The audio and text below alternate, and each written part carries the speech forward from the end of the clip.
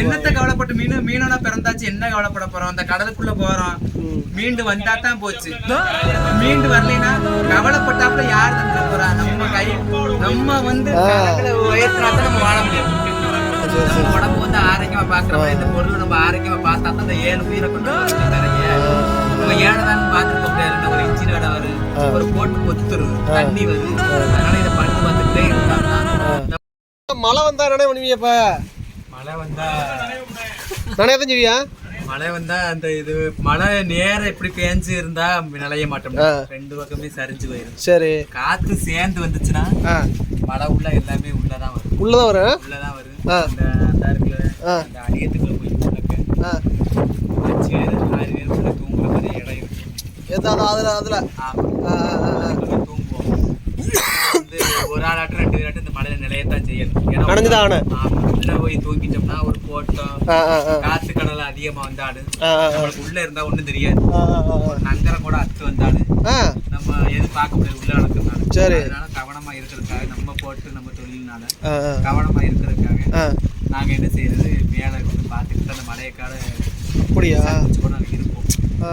பொருளை பார்க்கணும், பொருளை பாதுகாத்தா தானே நாங்க கடந்து 10 பேர் கரையை வந்து. கண்டிப்பா கண்டிப்பா கண்டிப்பா. ஒரு இந்த காத்து மழைக்குல அச்சு போய் இருந்தோம்னா திடீர்னு போட்டே கவர்ந்துச்சுன்னா நாங்க எல்லா உயிருமே போயிருக்கோம். அதனால நாங்க வந்து அதனால பரவாயில்ல. அப்ப வந்து கடத்தல ரொம்ப சிரமம் வந்து நீங்க சிறப்பு. மழை காத்துக்கு ரொம்ப சிரமம். காத்து பூந்தொழில ஒண்ணுமே கடலுக்கு போறது லாபம் கிடைக்கும். அதுல வந்து கஷ்டங்கள் ரொம்ப கஷ்டங்கள் இருக்கு. அது உண்மைதானே. எங்களுக்கு ரொம்ப கஷ்டம். அது போக ஸ்லோன் வேற பக்கத்துல இருக்கு, அதுல வேற மீன் பிடிக்க போறோம்னு சொல்லி நாட்டு படகுகள்லாம் நிறைய ஒவ்வொருத்தன் ரொம்ப சிரமப்பட்டு எடுப்பான். ரொம்ப அவளை வேறுமே சிரமப்பட்டு கடன் வாங்கி எடுப்பான். ஒரு ஏன்னா அதிகமான அந்த போட்டை பிடிக்கிறது வந்து விட மாட்டாங்களாம்ல. உண்மையா? ஆமா, எந்த போட்டையுமே போடுறது. போறவன் வந்து நிறைய பேர் வசதி உள்ளவன் இருக்க மாட்டான், வசதி உள்ளவனு இருக்கான், வசதி இல்லாதவனு இருக்கான். அது உண்மைதான். இதை வந்து காசு கட்டி எடுத்தான்னா அது ஒரு தொழிலாவே அவன் ஆக்கிருப்பான். எல்லா படகையும் அவன் பிடிச்சி வச்சிருவான். எல்லா ஓனரும் போய் காசு கட்டி எடுக்க முடியாது, எடுக்கிறவன் தானே எடுக்க முடியும். அப்ப யார் அதை வந்து செயல்படுத்த, அதுக்கு வந்து காரணத்தை வந்து யார் வழி போகணும்னா நம்ம மீனவர்கிட்ட வந்து அந்த பாடத்தை அவனுக்கு கத்துக்கிறான்னு நம்ம தான் அந்த பாடத்தை உருவாக்கி கொடுக்குறோம். அது தப்பான விஷயம். நம்ம மீனவர்களுக்கு அது செய்யறது வந்து காசு உள்ளவே 4 பேர் அப்படி செஞ்சிருவான், காசு இல்லாதவன் என்ன செய்வான்? அப்ப நம்ம அதையும் சிந்திக்கணும்ல. இங்க உள்ள அரசாங்கத்துல வந்து போராட்டம் பண்ணிதான் நம்ம அந்த எல்லா மக்களும் சேர்ந்து கேட்கணும் போல. அந்த பொருளை வந்து என்னால முடியும் பண்ற போது மத்த மீனவர்களையும் பாதிக்கு. ஒரு மீனவர் இனத்துல இருந்து மீனவரையே ஒரு மீனவனை வந்து மிதிச்சு கொள்ற மாதிரி தான் இது வந்து. காசு உள்ளவன் பண்ணிடுவான், காசு இல்லாதவன் என்ன செய்வான்? அப்ப இத வந்து எல்லா மீனவருமே சேர்ந்து யார்கிட்ட முறையிடுறது, அரசாங்கத்துல முறையிடுறதுதான். அது வந்து எல்லாரும் போடுற பண்ணணும். கண்டிப்பா கண்டிப்பா. உனக்குள்ள தொழில் தான் அவனும் தொழில் போட ஆசைப்படுவான். அவன்கிட்ட காசு இல்லை, உன்கிட்ட காசு இருக்கு, அவ்வளவுதான் வித்தியாசம். இதான் நடைமுறையும். அப்ப வந்து ஒவ்வொருத்தன் வந்து தப்பு பண்றது வந்து மீனவனே தப்பு பண்ணிக்கிறான். அது உண்மைதான். அது நீங்க என்ன சொல்ல வரீங்கன்னா, காசு உள்ளவங்க பண்ணிடுவா, காசு இல்லாத என்ன செய்வோம்? இப்போ எனக்கெல்லாம் வந்து ஒரு 9 வருஷத்துக்கு முன்னாடி குறைஞ்சது 20 லட்சம் தொழில் குடி விட்டுச்சு. 3 மாசம் ஜெயில இருந்தேன். ஆமா, அப்ப இருந்து இந்த கஷ்டத்துல இருந்து மீளவே முடியல. நிறைய கடன்கள் வாங்கி நிறைய. சரி, அந்த தொழில் என்னாச்சு? தொழில் அவ்வளவு முடிஞ்சு வச்சு 20 லட்சம் ரூபா போட்டு 20 லட்சம் பொருளும் போச்சு.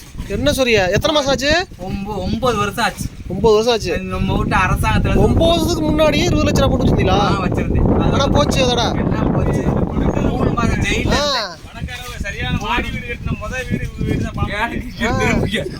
அதோட 3 மாசம் கழிச்சு ஜெயில 3 மாசம் இருந்து வந்து ஜெயில இருந்து வந்து நேவில நம்ம இந்தியா நேவில கொடுத்து இந்தியா நேவி வந்து காரைக்கால் வந்து இறக்கணும். சரி, 5 வருஷம் கழிச்சு 1.5 லட்சம் ரூபா நம்ம நீதியில இருந்து கொடுத்தாங்க. 1.5 லட்சம் ரூபா அதுக்கு நாட்டு படகு. விசைப்படகுனா 5 லட்சம், நாட்டு படகுனா 1.5 லட்சம் தான். ஆனா வந்து அது மதிப்பீடு வந்து 20 லட்சம் ரூபா. ஆனா வந்து நம்ம தான் மதிப்பீடு நம்ம வந்து நம்ம மீனவர்கள் இருந்து அரசாங்கத்தை அங்கீகாரம் பட்டது வந்து ஒரு நாட்டு படகு இத்தனை அடிதான் இருக்குன்னு சொல்லி தான் இருக்கு. அதை நம்ம மீறித்தான் நம்ம போடுறோம். அப்படியா மீறித்தான் போடுறோம். நம்ம குடும்பங்கள் வந்து நம்ம குடும்பங்கள் பெருசாயிருது, செலவுகளும் கூடி போயிருது. அதனாலதான் நம்ம ஆசைப்பட்டு நம்ம தொழிலை பெருக்கிறோம்.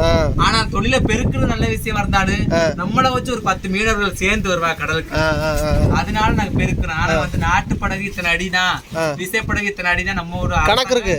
கணக்கு இந்த கணக்கெல்லாம் நம்ம வச்சு ஓட்டணும். ஆனா வந்து நம்ம அதை மீறித்தான் நம்ம பண்றோம். ஆனா அவங்க பண்றது வந்து நம்ம 20 லட்ச ரூபாய் பொருள் நம்மளுக்கு புடிவட்டாலும் அவங்க இத்தனை அடிதான் போட்டு புடிவட்டு இருக்குமோன்னு சொல்லி யோசனை பண்ணிதான் அவங்க இவ்வளவு பணம் தான் அடிப்பாங்க. அதனால அவங்க மேல தப்பு. அப்படி கணக்கு. சரி சரி. என்னைய பொறுத்து யாரு தந்துட போறா? நம்ம கை நம்ம வந்து வயத்தினாத்தான் நம்ம வாழ முடியும். எல்லாரும் தாய் தாப்பு வளர்த்துதான் பிள்ளைகளை காப்பாத்துவாங்க. இப்போ ஆளுக்கு ஒரு பிள்ளை, இப்ப ஒரு பொண்ணு ஒரு பையன் வச்சிருக்கேன். என் தாய் தாப்பா என்னைய காப்பாத்துற மாதிரி நான் என் பிள்ளைகளை நாங்க தான் காப்பாத்துறோம். உலகெல்லாம் இப்ப எடுத்திருக்கேன். தொழில் இல்லாம இருக்க முடியாதே அப்படின்னு சொல்லிட்டு இருக்காங்க.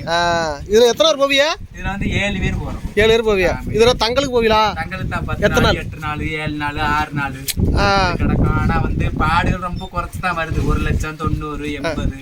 அது செலவு போக எவ்வளவு மிஞ்சு? செலவு போனா 80 ரூபா மிஞ்சு, 20,000 ரூபாய் செலவு வந்துரும். 80 ரூபா மிஞ்சு 70 ரூபா மிஞ்சுச்சுன்னா போட்டுக்காரனுக்கு 10-30,000 ரூபாய் போயிடும். ஏன்னா மத்ததெல்லாம் பழுது வைப்பான், எல்லாம் பழுது பார்க்கணும். இப்ப நம்ம வீடே போறோம் 3 நாளைக்கு போடலாம் அந்த வீடு என்ன.